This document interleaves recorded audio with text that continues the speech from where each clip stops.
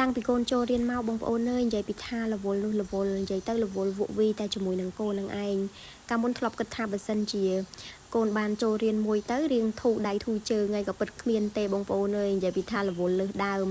និយាយទៅនៅរៀបចំបាយរៀបចំទឹកឲ្យគាត់ញ៉ាំខ្លាចគាត់ខកម៉ោងទៅសាលារៀនអញ្ចឹងណាបងប្អូន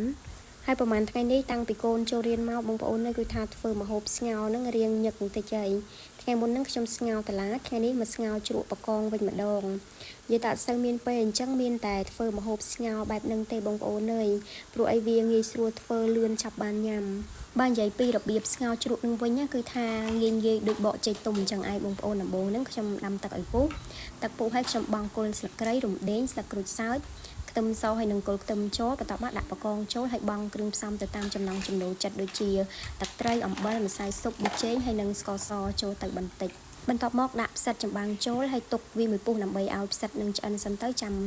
បង់ជីជ្រក់ហើយនឹងច្របាច់ក្រូចឆ្មាចូលតែប៉ុណ្្នឹងគឺថារួចរាល់ជាការស្រេចហើយបងប្អូនហើយបកងខ្ញុំទិញយកមកស្ងោរជ្រក់ហ្នឹងតែកន្លះគីឡូទេបងប្អូននិយាយទៅ